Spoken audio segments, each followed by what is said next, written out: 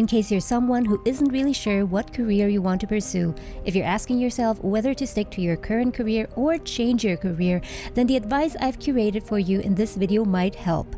We'll go through 2 traps that people fall into that lead them to making wrong decisions and end up where they don't want to be, and also what to use as a starting point to guide your decision making, and 3 questions you need to ask yourself. While this will not solve all of your career challenges, these things we'll talk about can change your mindset and set your career on a different trajectory. Many smart people have a difficult time deciding what career they want to pursue. One of the reasons is because oftentimes they have many talents, so that they don't know which one they want to focus on developing. In addition to this, people nowadays have more career choices than the generations before us. Let's take John for example. John is highly skilled at math, but he's also a talented piano player. Plus, he's entrepreneurial. In his spare time, he loves gathering random stuff and selling it on eBay. How should he choose what career to pursue? Should it be based on his talents? It doesn't really solve the problem since he's great at math and playing the piano. Potential to earn money? Then entrepreneurship definitely wins with unlimited upside potential. Although also keep in mind that at least 20% of all businesses fail within the first year. His passion? What if he's passionate about classical music and selling stuff? How about choosing what's secure and certain? Is there anything such as security nowadays? I guess you know the answer. It's not an easy question to answer. But here's a starting point. Let's start with some things where people got it wrong. A whole lot of people today are deciding what to do depending upon what they will get out of it. What will I get? Will I get this kind of lifestyle? Will I get this kind of salary? Will I make this kind of money and lifestyle? This is a wrong way to approach, because you will have everything and you will have nothing in the end with life. Here, Sadhguru talks about the trap of making decisions based on superficial criteria. If you make career decisions based on superficial criteria such as how much money you'll earn and what lifestyle you can afford, you might be happy in the short term, but at the end of your life you might look back and don't find anything of value.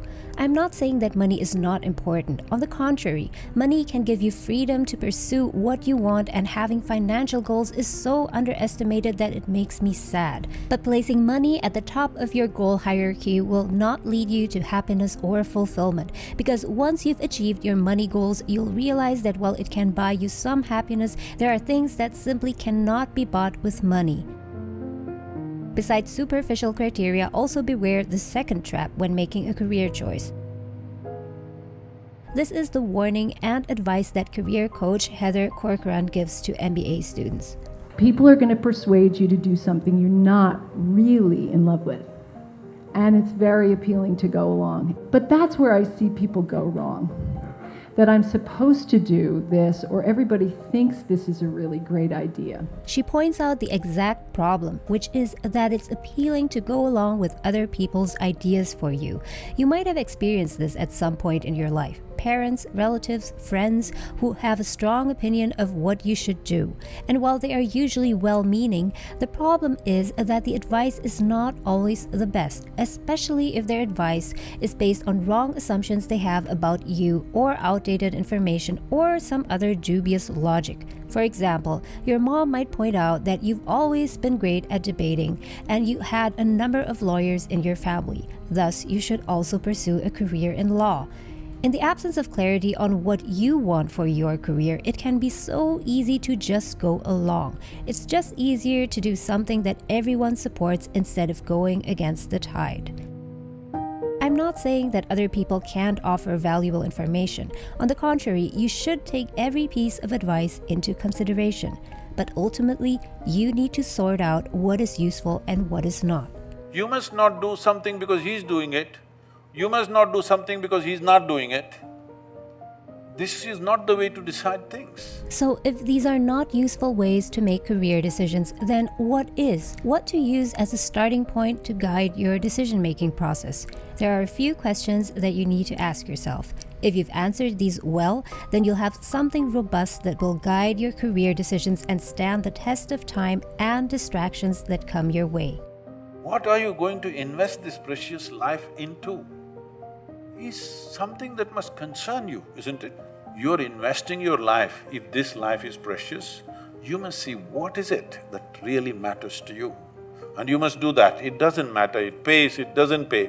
What Sadhguru essentially says is that if we invest our life, which I believe most of us regard as precious, into a career, then it better be something that matters to us. I'd further derive from this that if you don't do the things that matter to you, it means that you don't regard your life as precious.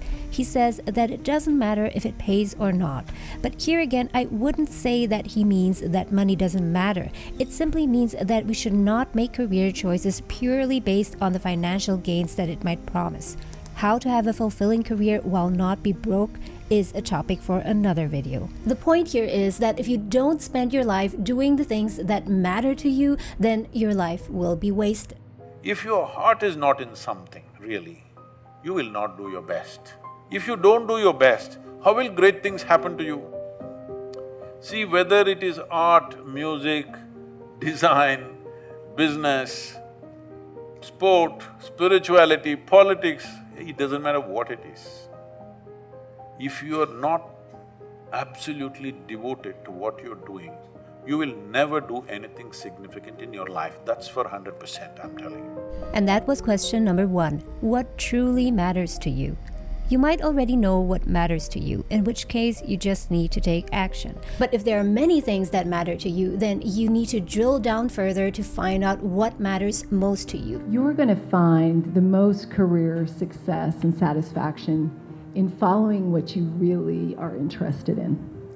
Something that you would fight to do. The key here is something that you would fight to do. There can be plenty things that you are interested in, that matter to you, but then there is this one thing, or perhaps two, that you would fight to do. You might not take up arms for that, but it means that it's not something that's merely fun and enjoyable. It means that it's something that matters to you and that you are willing to work on despite the hardship, despite the challenges. In other words, what is meaningful enough to you that you would fight for it and endure the suffering that comes along with it? In his book, 12 Rules for Life, Jordan Peterson says, pursue what is meaningful, not expedient. If we go back to John's example, after further examination, he might find that what is meaningful to him is to create zero waste by creating a platform for people to buy and sell used products. The process might be a pain. He doesn't earn much in the beginning or nothing at all. He needs to sacrifice a more luxurious lifestyle, and his family doesn't see the point in it. But it is meaningful to him because stuff that is still functional gets passed on to someone who wants exactly that. He wants to develop this into a larger business because he sees this as a win-win for all. Many people might laugh at him and think it's not worth it, considering the small profit margin he makes, in the beginning at least. But because it provides him with meaning, he is able to stick to it for a long time and eventually becomes successful at it. And that was question number 2. What would you fight to do? What would you do despite the suffering that comes with it? Is there a way to find your true passion, or is that just a cliche? Well, it's definitely a cliche. The question, what is my true passion, doesn't really provide a solution. It's not completely useless, but the problem lies in how this phrase is understood and used, namely passion as a thing. Many people say, for example, that something is my passion, for example, cars, computers, or makeup, and that's neither something specific nor something that you can act on. Mel Robbins has a better question that you can ask yourself, a question that might result in something more concrete. Mel Robbins says that the one word to pay attention to is energy. That's it. Let's simplify this. Whatever energizes you naturally expands you, feels like possibility, is exciting to do. It may be scary, it doesn't matter. There are activities, specific work that you do that energizes you. It's not just something that's easy and fun, but it's something that naturally provides you with energy that can set you in motion. What kind of activities and work energizes you? It could be writing, it could be making people laugh, it could be cooking or anything. When you are doing these things or this thing, it opens you up to do more, see more possibilities.